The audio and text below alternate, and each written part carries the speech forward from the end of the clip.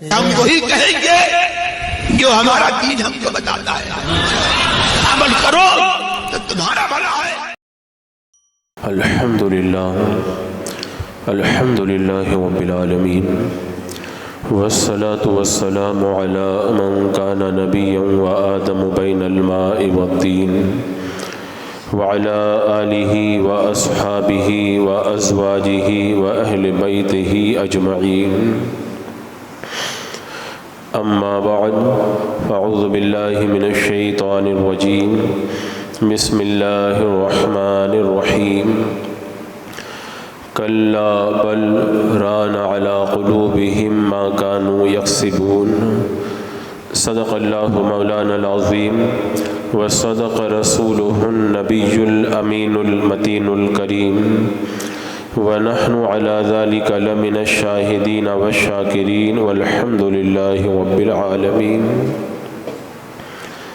حصول برکت کے لیے بارگاہ رسالت مآب صلی اللہ تعالیٰ علیہ وسلم میں درود و سلام کا ہدیہ پیش کر لیجیے۔ اللہم صلی علی سیدنا و شفیعنا و حبیبنا و مولانا محمد وبارک وسلم، صلاۃ و سلام علیک یا رسول اللہ صلی اللہ تعالیٰ علیہ وسلم۔ اس جدید ترقی کے دور میں جہاں بہت ساری بیماریاں بڑھ رہی ہیں، انہی میں دل اور دماغ کے امراض اور ان کے مریضوں کا اضافہ کچھ زیادہ ہی ہو رہا ہے، اور آپ دیکھ رہے ہیں کہ آئے دن دل اور دماغ کے مریضوں کی تعداد بڑی تیزی کے ساتھ میں بڑھتی چلی جا رہی ہے۔ حضرات مکرم، آج کی اس محفل میں ہمیں اس بات کا جائزہ لینا ہے کہ جس طریقے سے بندے کا دل اور دماغ ڈاکٹری اعتبار سے کسی بیماری کے اندر مبتلا ہو جاتا ہے، اسی طرح گناہوں کی وجہ سے دل اور دماغ کے اوپر کیا اثر پڑتا ہے اور ہمارے گناہ ہمارے دل اور دماغ کو کیا نقصان پہنچاتے ہیں، قرآن و سنت کی روشنی کے اندر اس حوالے سے ہمیں کچھ دیر غور کرنا ہے۔ اس سے پہلے بھی میں نے یہ عرض کیا تھا کہ اگر ڈاکٹری نقطہ نظر سے دیکھا جائے تو رگوں کے اندر خرابی پیدا ہو جانا، نسوں کے اندر کچھ گڑبڑی پیدا ہو جانا، یا کسی اور وجہ سے آدمی اٹیک کا شکار ہوتا ہے، برین ہیمریج کا شکار ہوتا ہے، یا اور دل اور دماغ کی دوسری بیماریوں کا شکار ہوتا ہے، اسی طریقے سے ہمارے گناہ بھی ہمارے دل اور دماغ کے اوپر بڑا اثر ڈالتے ہیں، اور گناہوں کا جو اثر دل اور دماغ پہ پڑتا ہے اس کی وجہ سے کیا ہوتا ہے، دل کے اندر وحشت پیدا ہوتی ہے، دل سخت ہو جاتا ہے، دل پہ زنگ لگ جاتا ہے، اچھے اور برے کی تمیز ختم ہو جاتی ہے، اور پھر ایک دم بے سکونی، بے اطمینانی اور بے چینی کی کیفیت بن جاتی ہے، یادداشت اچھی چیزوں کی ختم ہو جاتی ہے، بری چیزیں بہت یاد رہتی ہیں، عقل مر جاتی ہے، اور جو عقل کا نور ہے وہ انسان کے ہاتھوں سے نکل جاتا ہے۔ یہ گناہوں کا وہ اثر ہے جو دل اور دماغ کے اوپر مرتب ہوتا ہے۔ میرے آقا حضور اکرم سید عالم صلی اللہ تعالیٰ علیہ وسلم نے ارشاد فرمایا، ایک گوشت کا ایسا لتڑا ہے، اگر وہ ٹھیک ہے تو پورا بدن ٹھیک ہے، اگر وہ بگڑ گیا تو پورا بدن بگڑ گیا۔ میرے آقا علیہ السلام نے ارشاد فرمایا، سن لو، اس کا نام دل ہے، وہ گوشت کا ٹکڑا دل ہے۔ تو یہ دل کی اتنی اہمیت ہے کہ میرے آقا علیہ السلام خود فرماتے، اگر یہ صحیح ہو گیا تو پورا بدن صحیح ہو گیا، اور یہ اگر بگڑ گیا، اس میں فساد پیدا ہو گیا، یہ اجڑ گیا، تو انسان کا پورا جسم فساد کے اندر مبتلا ہو جاتا ہے۔ اگر یہ دل ڈاکٹری اعتبار سے مر جائے تو انسان مر جاتا ہے، اور اگر باطنی اعتبار سے گناہوں کے اثر کی وجہ سے اگر یہ دل مر جائے تو اس کے بعد میں یہ دل اچھے اور برے کی تمیز کرنا چھوڑ دیتا ہے۔ اور اسی لیے دل و دماغ کی اہمیت کی وجہ سے آپ دیکھیں اللہ تبارک و تعالیٰ نے دماغ کو ہڈیوں کے خول کے اندر پیک کر کے رکھا، اور دل اس سے بھی زیادہ اہم ہے، اس لیے اسے پسلیوں کے پاس بڑی محفوظ جگہ کے اندر اللہ تبارک و تعالیٰ نے رکھا ہے۔ تو اس کی جہاں دنیاوی اعتبار سے بڑی اہمیت ہے، وہیں اسلامی نقطۂ نظر سے بھی، تصوف کے اعتبار سے، روحانیت کے اعتبار سے، قرآن و سنت کے اعتبار سے بھی دل و دماغ کی بڑی اہمیت ہے۔ اگر دل اور دماغ اگر گناہوں کے اثر کی وجہ سے بگڑ جائیں تو انسان کی زندگی میں اس کا کیا اثر پڑتا ہے۔ آپ دل کو لیں، اگر گناہ بندہ زیادہ کرے تو اس کے دل کے اندر پہلا اثر تو یہ پڑتا ہے، دل وحشت کا شکار ہو جاتا ہے۔ مال بھی موجود ہے، اولاد بھی موجود ہے، تندرستی بھی اچھی ہے، لیکن بندے کو ایک عجیب وحشت سی محسوس ہوتی ہے۔ یہ وحشت کیوں آتی ہے؟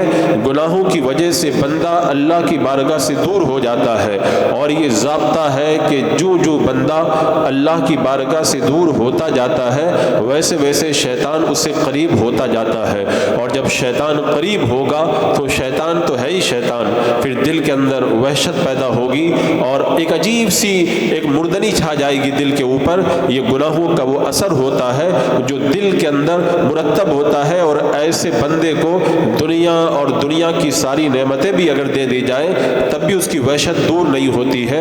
ایک بزرگ کہتے ہیں کہ جب میں گناہ کرتا ہوں تو اس کا اثر میں پا لیتا ہوں۔ کس کے اندر پاتا ہوں؟ فرماتے ہیں کہ اس کا اثر مجھے ہر چیز کے اندر ملتا ہے۔ اور حضرت فضیل بن عیاض رضی اللہ تعالیٰ عنہ فرماتے ہیں جب کوئی گناہ ہو جاتا ہے تو میں ایک وحشت پاتا ہوں، اور اس کا اثر میں اپنے گدھے میں بھی پاتا ہوں اور اپنے غلام میں بھی پاتا ہوں۔ یعنی میرا غلام بھی ایک عجیب حرکت کرنے لگتا ہے، اور میرا جانور جو ہے وہ بھی میرا کہنا نہیں مانتا ہے۔ تو بندہ جب خدا کی بارگاہ سے گناہوں کی وجہ سے دور ہوتا ہے تو جو وحشت اس کے اوپر طاری ہوتی ہے، اس وحشت کا نتیجہ یہ ہوتا ہے کہ شیطان کی قربت کی وجہ سے اپنے لوگ بھی پھر وہ اچھا برتاؤ کرتے ہوئے نظر نہیں آتے، بیوی بچے بھی جو ہے وہ کھچے کھچے سے نظر آتے ہیں، اپنا جو نوکر اور خادم ہے وہ بھی زبان چلاتا ہوا، ایک عجیب سی انسان کی کیفیت بن جاتی ہے۔ تو گناہوں کا یہ وہ اثر ہے جو دل کے اوپر مرتب ہوا کرتا ہے۔ اب چاہے وہ گناہ بندہ آنکھ سے کرے یا کان سے کرے یا زبان سے کرے یا ہاتھ اور پاؤں سے کرے، یا وہ گناہ جسم کے کسی اور عضو سے کرے، چاہے شیطان کے بہکانے کی وجہ سے کرے،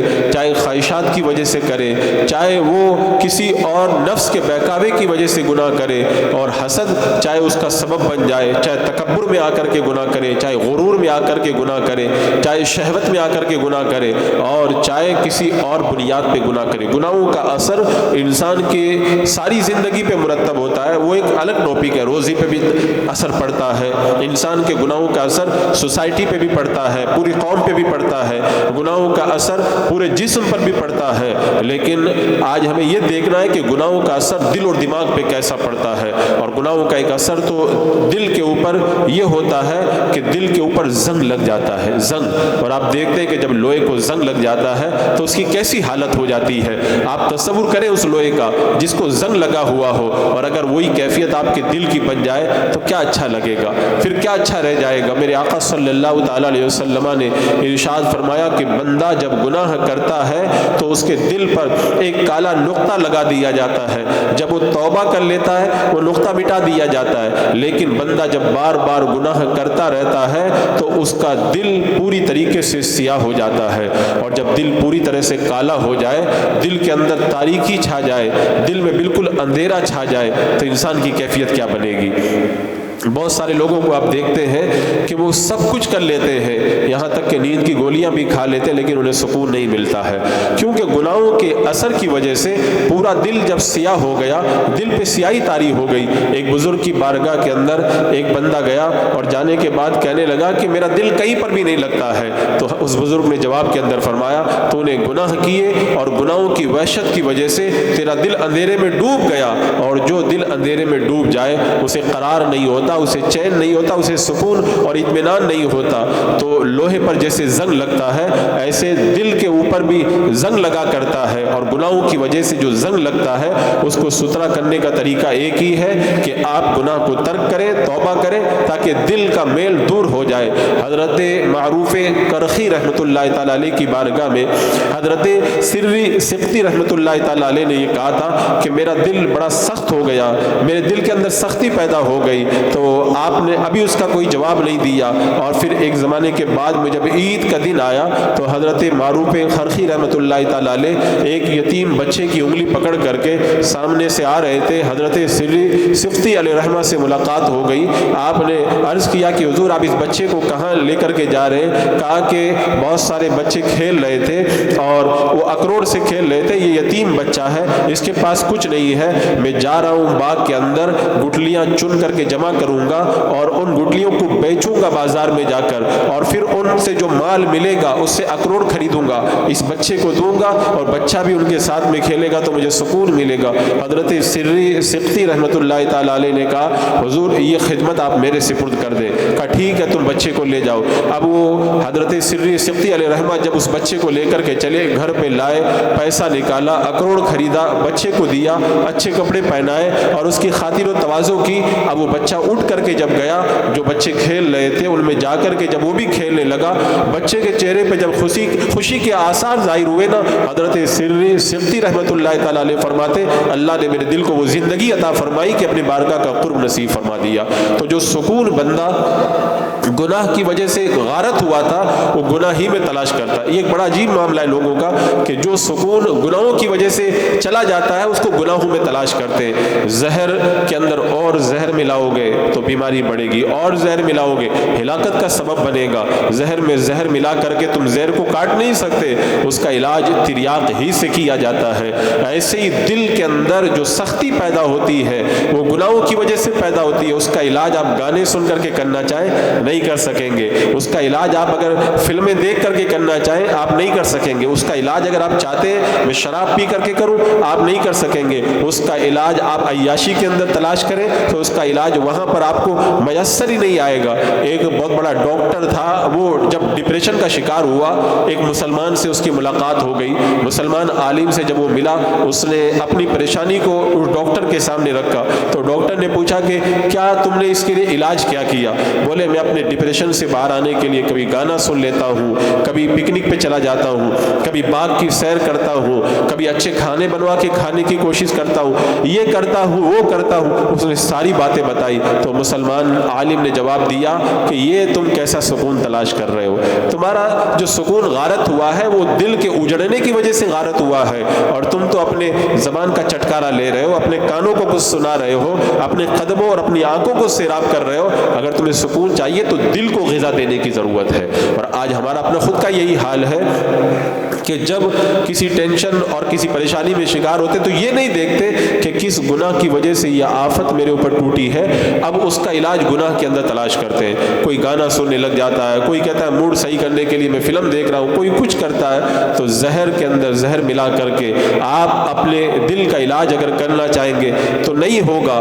علاج کہاں پہ ہوگا؟ اللہ تبارک و تعالیٰ نے قرآن پاک میں فرمایا نا کلا، یوں نہیں، یعنی جو کافروں نے کہا تھا کہ قرآن کی آیتیں تو اگلوں کی کہانیاں، رب نے فرمایا ایسا نہیں، بلکہ کیا ہے، بل ران علی قلوبہم ما کانوا یکسبون، ان کے دلوں پر زنگ چڑھا دیا ہے ان کی کمائیوں نے، یعنی ان کے جو برے اعمال ہیں، ان کے برے اعمال کی وجہ سے ان کے دل کے اوپر زنگ چڑھ گیا ہے، اس لیے اس طرح کی یہ باتیں کر رہے ہیں۔ حضرت وہب رحمۃ رضی اللہ تعالیٰ عنہ فرماتے ہیں کہ اللہ تبارک و تعالیٰ نے بنی اسرائیل کو یہ حکم دیا تھا کہ اے بنی اسرائیل اگر تم مجھ کو راضی کرو گے، اگر تم میری فرما برداری کرو گے میں تم سے راضی ہو جاؤں گا، تمہارے اوپر انعامات کی بارش کروں گا، اور اگر تم میری نافرمانی کرو گے میں تم سے ناراض ہو جاؤں گا، تم پر لعنت کروں گا۔ اب آپ بتائیں اللہ کسی سے ناراض ہو جائے، اللہ کسی سے ناراض ہو جائے تو پھر اس کو کیا سکون ملے گا؟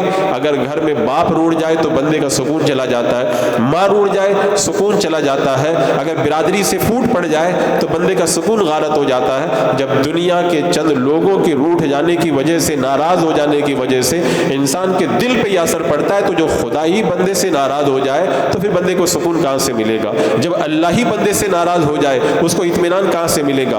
چین کہاں سے ملے گا؟ تو لہذا حضرت وہب رضی اللہ تعالیٰ عنہ کی اس روایت سے پتہ چلتا ہے کہ گناہوں کی وجہ سے جو دل کے اندر سختی پیدا ہوتی ہے اس کا علاج اگر آپ کرنا چاہتے تو رب کی رضا میں ملے گا، گناہ کر کے مزید اس کو ناراض کرنے کے اندر اس کا علاج کبھی بھی میسر نہیں آئے گا۔ عزیزان مکرم، یہ دل پر گناہوں کا اثر ہے، اور دل پر جو گناہوں کا اثر پڑتا ہے، جو میں نے بتایا کہ دل اس سے سخت ہوتا ہے، دل میں جب سختی پیدا ہوتی ہے تو اس کا نتیجہ کیا نکلتا ہے؟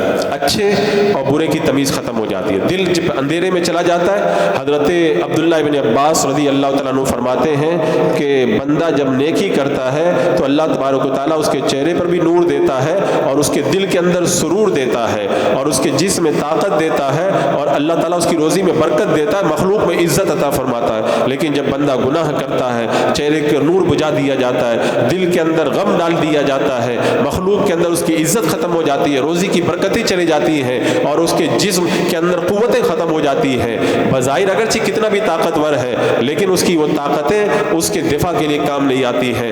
تو بندہ گناہوں کی وجہ سے دل کے اندر جب اندھیرے ڈال لے اور دل میں جب اندھیرا ہو جاتا ہے تو اچھے برے کی تمیز ختم ہو جاتی ہے۔ آپ نے دیکھا ہوگا کئی لوگوں کو کہ گناہ کرتے ہیں، بدکاریاں کرتے ہیں اور عیاشیاں کرتے ہیں، اس کے بعد ڈینگے مار مار کر کے بتاتے میں نے ایسا کیا، میں نے ایسا کیا۔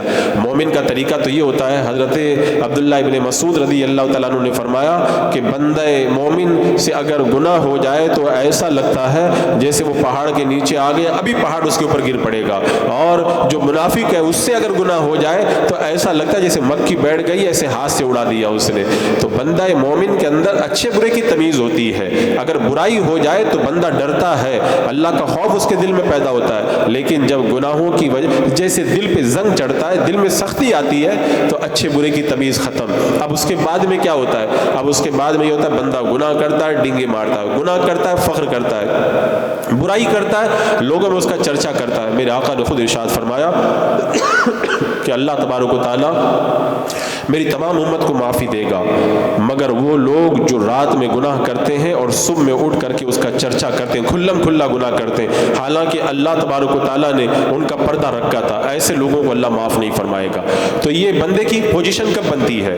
جب دل پہ زنگ چڑھ جائے، دل سخت ہو جائے، دل میں اندھیرا چھا جائے گناہوں کی وجہ سے، تو گناہ کر کے بھی وہ فخر کرتا ہے، گناہ کر کے بھی وہ جو ہے لوگوں میں ڈینگے مارتا ہے، گناہ کرنے کے باوجود بھی اس پر کوئی اثر نہیں ہوتا۔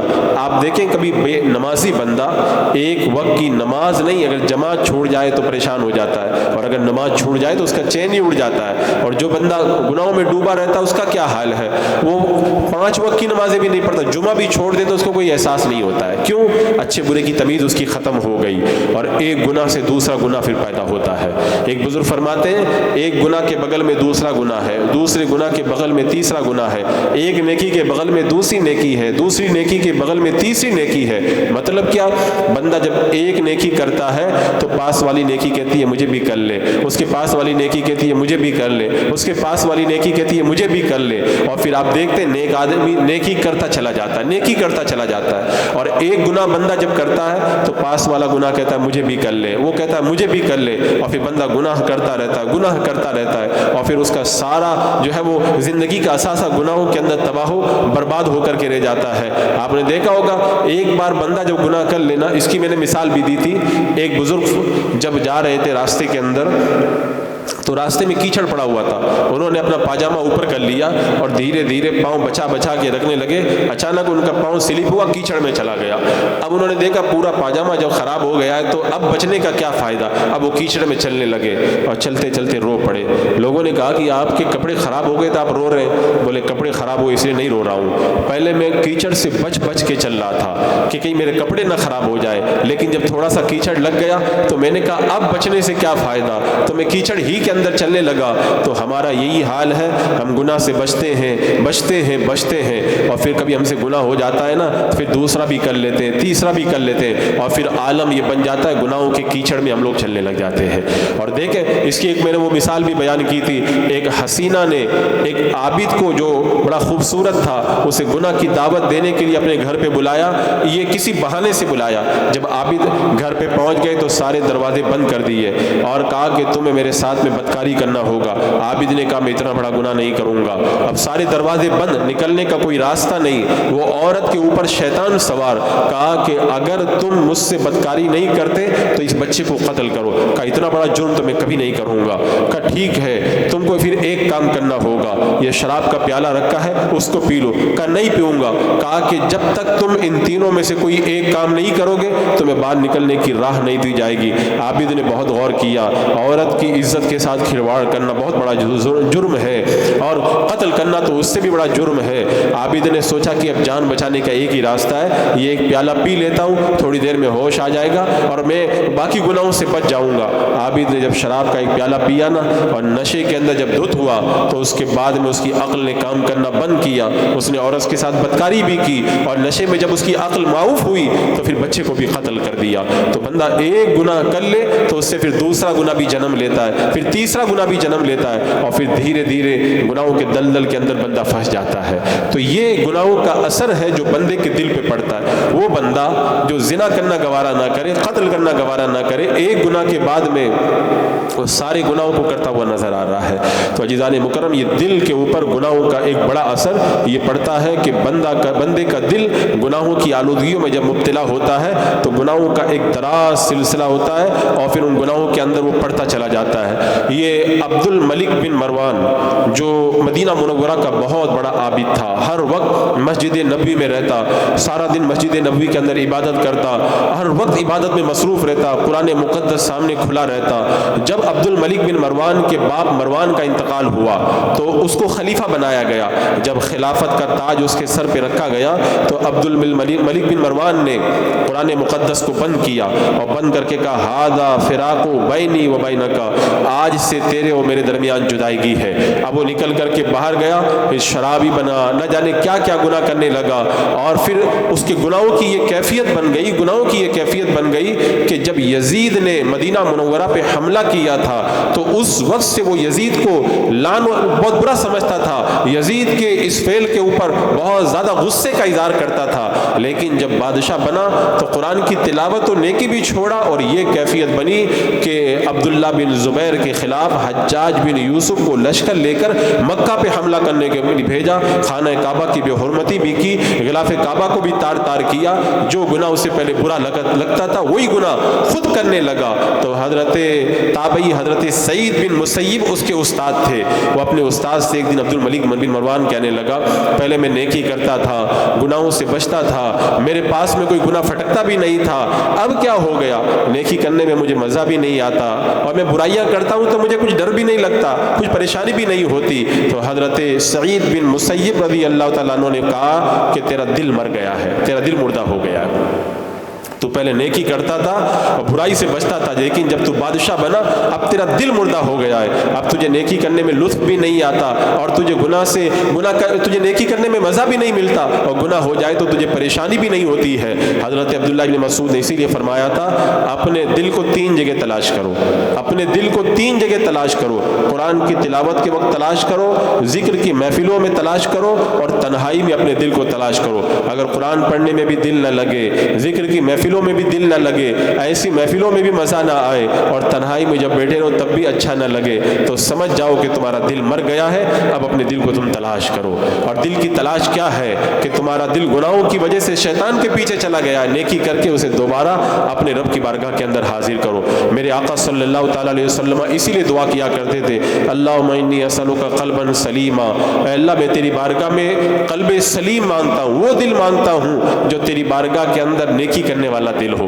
میرے آقا علیہ الصلوۃ والسلام رب کی بارگاہ میں اس دل کا سوال کیا کرتے تھے، اور بندہ جب گناہ کرتا ہے تو گناہوں کی وجہ سے ایک اثر اور دل پر یہ پڑتا ہے، بے چینی اور بے اطمینانی شروع ہو جاتی ہے، پتہ نہیں چلتا ہے کہ یہ موڈ میرا کیوں صحیح نہیں ہے، پتہ نہیں چلتا ہے، لوگوں سے پوچھتا ہے، ڈاکٹر کے پاس بھی جاتا ہے، لیکن کسی کو نہیں پتہ چلتا ہے۔ اور جب کسی عالم ربانی کی بارگاہ میں جائے گا، کسی اللہ والے کی بارگاہ میں جائے گا، وہ بتائے گا تیرا دل کھو گیا ہے گناہوں کے اندر، اس کو وہاں سے نکال کر کے لا، تب تجھے چین اور سکون ملے گا۔ اور ایسے لوگوں کو آپ دیکھیں، یہ اسپین کا بادشاہ عبد الرحمن 50 سال تک اسپین پر حکومت کرتا رہا، وہ مرتے وقت کہنے لگا 50 سال کے اندر مجھے کبھی سکون نہیں ملا، صرف 50 سال میں 14 دن میں نے سکون سے گزارے ہیں۔ تو ایسے لوگ حکومت میں سکون ڈھونڈتے ہیں، ان کو نہیں ملتا ہے۔ یہ اور اسٹائل جو بہت بڑا ارب پتی تھا، اس کی بیٹی جو جہاز رانی کی ملکہ تھی، اس نے اپنے دل کے سکون کے لیے بے شمار پر شادیاں کی لیکن سکون اسے نہ ملا اور سکون کی تلاش کے اندر مر کھپ گئی. اور پھر 1930 کے اندر ہپی گروپ کے نام سے ایک گروپ نکلا تھا کہ آج عیش کر لو کل کس نے دیکھا ہے, کہ دل کے سکون کے لیے عیاشی کرو, نشہ کرو, یہ کرو وہ کرو.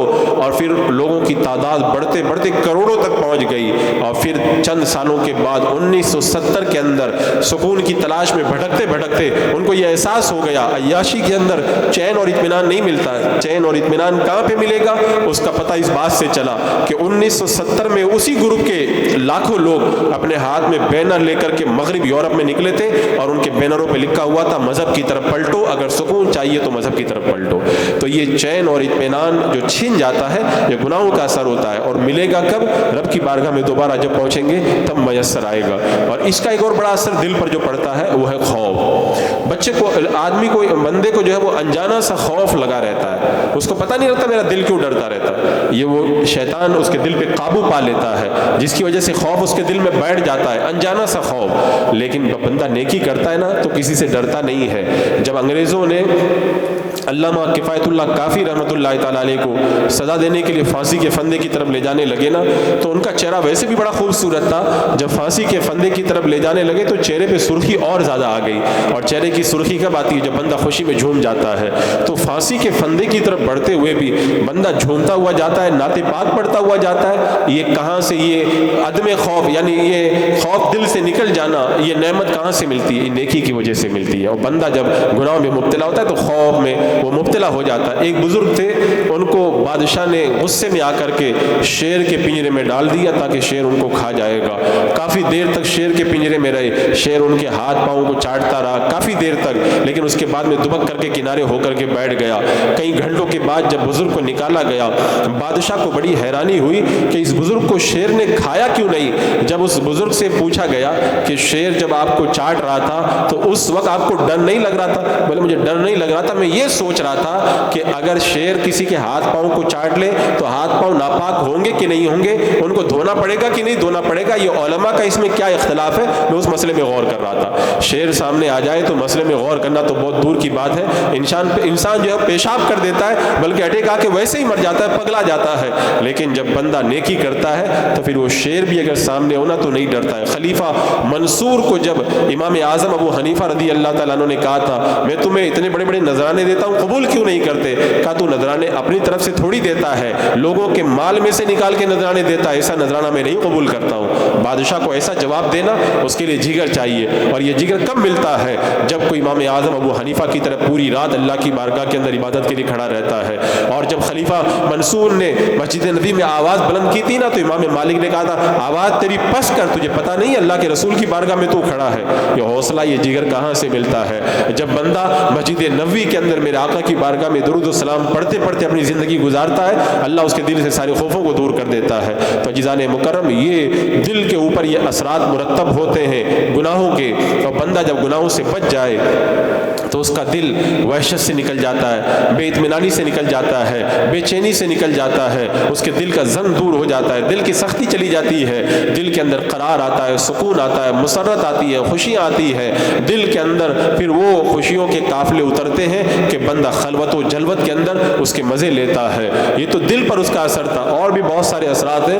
اب آپ دیکھیں کہ گناہوں کا اثر دماغ پہ کیا پڑتا ہے, گناہوں کا اثر دماغ پہ کیسے پڑتا ہے. حضرت امام شافعی رحمۃ اللہ تعالیٰ علیہ جب امام مالک رحمۃ اللہ تعالیٰ علیہ کی بارگاہ میں پڑھنے کے لیے گئے تو آپ نے ساری حدیثیں جو سنی تھی فوراً سنا دی.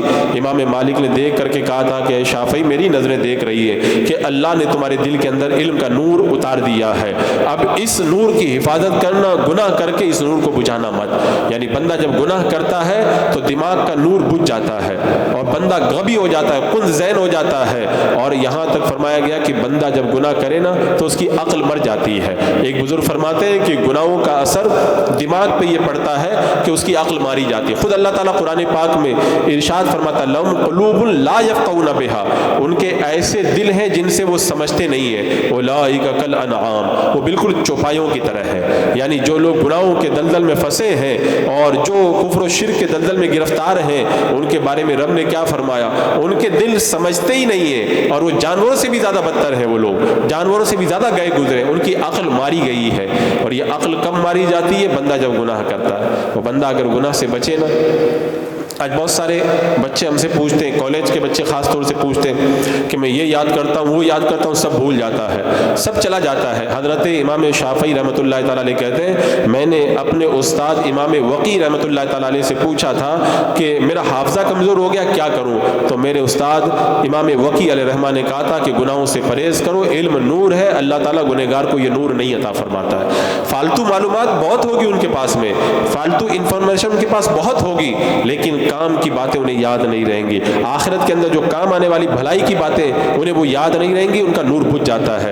اور پھر بندہ یہ حضرت یحییٰ بن یحییٰ نے امام مالک رحمۃ اللہ تعالیٰ علیہ سے پوچھا تھا کہ میموری پاور بڑھانے کے لیے میں کیا کروں، دماغ کا پاور بڑھانے کے لیے کیا کروں، یعنی میرا حافظہ اچھا ہو جائے، فوراً کوئی چیز یاد ہو جائے. تو عام طور پہ اگر آپ کسی ڈاکٹر سے کہیں گے، کسی حکیم سے کہیں گے، وہ کوئی معجون بتائے گا، کوئی کچھ بتائے گا، کوئی ٹوٹکا بتائے گا. لیکن امام مالک رحمۃ اللہ تعالیٰ علیہ سے حضرت یحییٰ بن یحییٰ نے کہا تھا کہ میرا دماغ اچھا ہو جائے اس کے لیے میں کیا کروں، کوئی بتا دیجئے مجھے نسخہ. امام مالک نے ایک جملے کے اندر ایک چھوٹے سے کلمے کے اندر اس نسخے کو بتایا. کہا کہ اگر دماغ کا پاور چاہتے ہو نا، گناہوں کو چھوڑ دو. جب گناہوں کو چھوڑ دو گے تمہارا میموری پاور خود بخود بڑھ جائے گا، تمہارے دماغ کے اندر خود بخود طاقت پیدا ہوگی، قوت حفظ اللہ تبارک و تعالیٰ تمہیں عطا فرمائے گا. اور یہ صرف بات نہیں ہے، آپ بزرگوں کی تاریخ اور ہسٹری پڑھ کر کے دیکھ لیں ہمارے بزرگوں کا حافظہ کیسا تیز تھا. وہ لوگ کیا معجون کھا کر یا کوئی بادام کھا کے اپنے دماغ کو تیز کیے تھے؟ وہ گناہوں کو چھوڑ کر نیکیوں کے ذریعے اللہ نے ان کو دماغ عطا فرمایا تھا. حضور محدث اعظم رضی اللہ تعالیٰ عنہ نے ایک بار کہا تھا کہ کوئی مسئلہ پیش آتا تھا، ہم لوگ بہت تلاش کرتے تھے، نہیں ملتا تھا، اور پھر آخر میں اعلیٰ حضرت رضی اللہ تعالیٰ عنہ کی بارگاہ میں جاتے تھے. اعلیٰ حضرت فرماتے فلاں کتاب دیکھو، فلاں کتاب کی فلاں جلد دیکھو، اور فلاں جلد کے اندر فلاں صفحہ دیکھو، فلاں جگہ کے اندر یہ مسئلہ تم کو وہاں پر مل جائے گا. لائبریری ہزاروں کتابوں سے بھری ہو اور ان ساری کتابوں کی سطر پہ نظر کہاں سے ملتی ہے؟ بندہ جب ساری زندگی اپنی عبادت کے اندر گزارتا ہے. کسی نے خط میں لکھ دیا نا حافظ احمد رضا، اعلیٰ حضرت نے فرمایا میں تو حافظ ہوں نہیں، اور میں یہ گوارا نہیں کرتا کہ جو وصف میرے اندر نہ ہو لوگ اس کے ذریعے میری تعریف کریں. اور پھر قرآن یاد کرنا شروع کیا تو ایک مہینہ بھی نہیں لگا، اس سے پہلے قرآن کے حافظ بن گئے. حضرت امام محمد رضی اللہ تعالیٰ عنہ جو امام اعظم ابو حنیفہ رضی اللہ تعالیٰ عنہ کے شاگرد ہیں، جب امام اعظم کی بارگاہ میں گئے بڑے خوبصورت تھے اور نوجوانی بالکل ایک دم نوعمری کا زمانہ تھا. حضرت امام اعظم نے دیکھا یہ بچہ اگر میرے پاس میں اگر پڑھے گا، یہ بچہ اگر میرے پاس میں رہے گا تو ہو سکتا ہے کوئی فتنے میں مبتلا ہو جائے.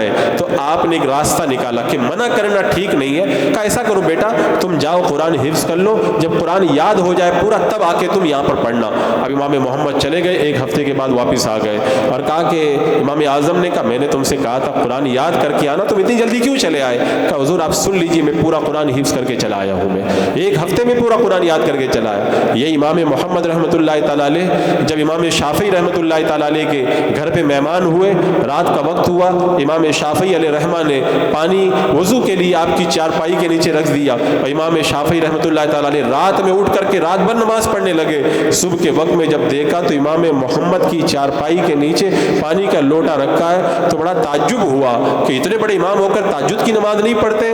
امام محمد رحمۃ اللہ تعالیٰ علیہ نے بڑا پیارا جواب دیا، کہا شافعی تم رات بھر نماز پڑھتے رہے، اپنی قبر میں روشنی کرتے رہے، میں رات بھر سویا نہیں ہوں، میں تکیے پہ سر رکھ کر کے قرآن اور حدیث سے مسائل کے اوپر غور کر رہا تھا. آج رات میں نے اس امت کے لیے قرآن اور حدیث سے 1000 مسائل نکال لیے ہیں جو امت کے کام آئیں گے. وہ تو ایسا ذہن اللہ تبارک و تعالیٰ نے ان کو عطا کیا تھا. کیوں؟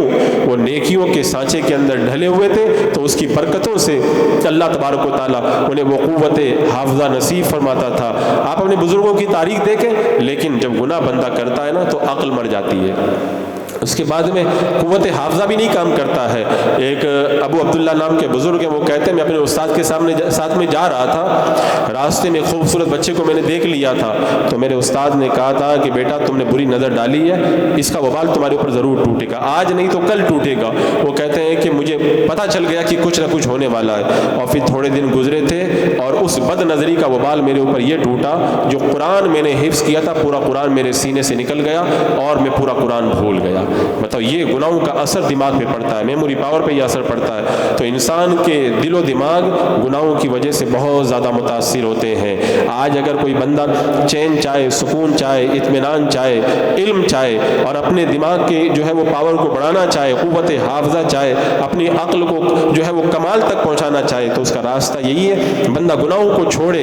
आज लोगों का तरीका ये बना है कि वो अपने दिलो दिमाग के लिए जैसे डॉक्टरों के यहाँ चक्कर लगाते हैं, ऐसे ही जब अंदरूनी तौर पर दिलो दिमाग पर कोई असर पड़ता है तो गाना सुन करके सुकून पाना चाहते हैं, कोई टीवी देख करके सुकून पाना चाहता है कि दिलो दिमाग को सुकून मिलेगा। ये तो मैंने कुरान और हदीस की रोशनी में बातें की, वरना आप डॉक्टरों की तहकीकात देखें। आज मेडिकल साइंस ने बड़ी तरक्की की है और साइंस जो है वो इन चीज़ों पे बड़ा रिसर्च कर रही है। आपको ये सुन करके ताज्जुब होगा कि बहुत सारे डॉक्टरों ने और साइंसदानों ने इस पर भी गौर किया है कि जो बुरे काम बंदा करता है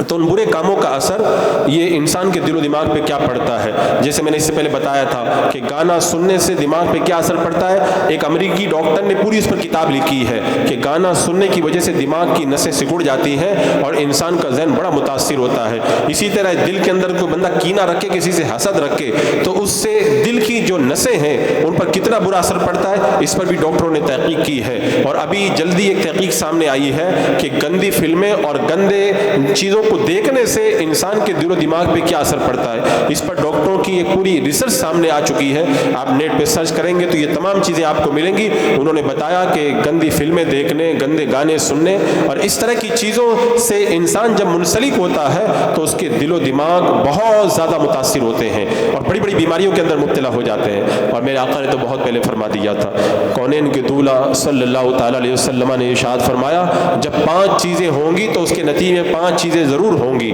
उनमें से एक मेरे आका ने बताया, जब लोग बेहयाई को खुल्लम खुल्ला करेंगे तो अल्लाह ताला उन्हें ताउन में मुब्तला करेगा और ऐसी बीमारियों में मुब्तला करेगा जो पहले नहीं थी। आज लोग कह रहे हैं कि ये कौन सी बीमारी, ये कौन सी बीमारी, लोग तलाश करते रह जाते हैं, पता चलता कोई नई बीमारी सामने आई है। मेरे आका ने पहले ही बता दिया, जब बेहयाई के काम करोगे, बेहया बन जाओगे तो अल्लाह ताला ऐसी बीमारियों में तुम्हें मुब्तला करेगा जो पहले नहीं थी। और इसके अंदर एक बात ये भी है, जो बीमारी पहले हो तो डॉक्टर उसका इलाज करते हैं और जो नई बीमारी आएगी तो उसका इलाज भी नहीं होगा और फिर बंदा मौत के मुंह के अंदर चला जाएगा। अहादीस नबविया के अंदर आप देखें, मेरे आका सल्लल्लाहु तआला अलैहि वसल्लम की बारगाह में एक शख्स आया, उसने शिकायत की कि मेरा सीना तंग होता है, अपने सीने की बीमारी की उसने शिकायत की। मेरे आका ने फरमाया कुरान पढ़ो। कुरान में क्या है, लिमा फिस सुदूर, शिफाउ लिमा फिस सुदूर। अल्लाह ताला फरमाता है कुरान के अंदर दिलों के लिए शिफा है, दिलों के लिए शिफा है। तो अपने सीने की बीमारियों का इलाज चाहते हो तो कुरान मुक़द्दस की तिलावत करो। बंदा जब कुरान मुक़द्दस की तिलावत करता है तो अल्लाह ताला उसके दिल को क़ुव्वत देता है। और ये बात भी मैं बता दूं, डॉक्टरों ने इस पर भी रिसर्च किया कि जब कोई बंदा पूरी यकसुई के साथ में कोई काम करता है तो उसके दिलो दिमाग को बड़ा पावर मिलता है। और मेरे आका सल्लल्लाहु अलैहि वसल्लम का तो तरीका ही यही था, कोई अगर पानी नहीं बरस रहा है, बारिश नहीं हो रही, नमाज पढ़ो। अगर कहत पड़ गया, नमाज पढ़ो। दुश्मन का हमला हो गया, कहते नमाज पढ़ो। अगर तंगी आ गई, रिस्क में बरकत नहीं है, मेरे आका फरमाते नमाज पढ़ो। कैसी कैसी परेशान, दुश्मन ने हमला कर दिया, मेरे आका फरमाते नमाज पढ़ो। और जब मेरे आका को सुकून जब पहुंचाना होता तो क्या इरशाद फरमाते, अरहना या बिलाल बिस्सला, अरे बिलाल तुम अजान पढ़ो, नमाज पढ़ के हम सुकून हासिल करेंगे। तो अच्छा, लोग ये भी तो शिकायत करते हैं कि सुकून तो हमको नमाज में भी नहीं मिलता। कुछ लोग कहते हैं हमको तो सुकून जो है तिलावत में भी नहीं मिलता। तो अभी जैसा कि मैंने बताया, सुकून दिल में होता है। नमाज तुम्हारी ज़बान पढ़ती है, तिलावत तुम्हारी ज़बान करती है, तुम्हारा दिल तो कहीं और रहता है। जो दिल, जो पूरे जिस्म का जो बादशाह है वो तो कहीं घूमता रहता है, जिस्म का जो बादशाह है वो कहीं और टहलता रहता है। तो जिसको सुकून की ज़रूरत है उसको तो तुमने नमाज पढ़ने के लिए हाजिर ही नहीं किया। जिसको चैन चाहिए उसको तिलावत में तुमने मौजूद ही नहीं किया। जिसको करार चाहिए उसको तो तुमने आवारा छोड़ दिया। ये दिल पूरी आवारा गर्दी करता रहता है नमाज में, तिलावत में, तस्बीह और तहलील में। और फिर बाद में बंदा कहता مجھے تو سکون نہیں ملا۔ تو سکون کیا ہے؟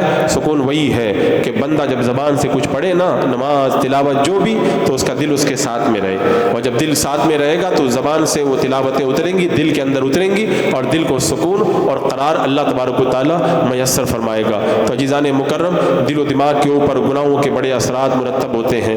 میں نے تو مختصر طور پر صرف چند چیزیں آپ کے سامنے رکھی ہیں، اگر آپ مزید غور کریں گے تو آپ کو خود کو اس چیز کا احساس ہوگا کہ گناہوں کے اثرات ہمارے دل و دماغ پر مرتب ہوتے ہیں، اور دل و دماغ کو دنیاوی اعتبار سے بھی اور آخرت کے اعتبار سے بھی اگر کامیابی دینا ہے تو اس کے لیے ہمیں اپنے دل و دماغ کو گناہوں سے بچانا ہوگا۔ اگر یہ گناہوں سے بچ گئے، کتنے لوگ آ کے شکایت کرتے ہیں کہ میں نے فلاں علاج کرایا، کچھ نہیں سکون ملا، یہ کیا وہ کیا۔ میں ان سے یہی کہتا ہوں، تم لاکھ باباؤں کے چکر لگا لو، تم بے شمار ڈاکٹروں کے یہاں جا کر کے تم جو ہے وہ اپارٹمنٹ لے لو، یہ کر لو وہ کر لو، تم اگر سکون چاہتے ہو نا تو گناہوں کو چھوڑنا ہوگا۔ گناہوں کو چھوڑے بغیر نہ تو ڈاکٹر کا علاج تمہیں فائدہ دے گا، نہ بابا کا تعویذ تمہیں فائدہ پہنچائے گا۔ اگر تمہیں گناہوں کو تم چھوڑ کر کے جاؤ گے نا تو ڈاکٹر کی دوا بھی فائدہ کرے گی، کسی بابا کا تعویذ بھی تمہارے پر اثر کرتا ہوا نظر آئے گا، کیونکہ جو اصل جڑ ہے اس جڑ تک پہلے بندہ پہنچے۔ گناہوں کی موجودگی کے اندر یہ تو ایسے ہی ہو گیا کہ کنواں گندا ہے، کوئی کتے کو نہ نکالے اور پانی نکالتا رہے تو کنواں تھوڑی پاک ہوگا، پہلے کتے کو نکالنا ہوگا۔ ہمارے دل اور دماغ کے کنویں کے اندر گناہوں کا کتا پڑا ہے، جب وہ باہر آ جائے گا اس کے بعد جو بھی دوا آپ لوگے نا تو دل و دماغ کے اندر سکون اور قرار ملے گا۔ اللہ رب قدیر ہمیں دنیا اور آخرت کی زندگی کے اندر چین اور قرار نصیب فرمائے، اور گناہوں کی آلودگیوں سے ہمیں نجات عطا فرمائے۔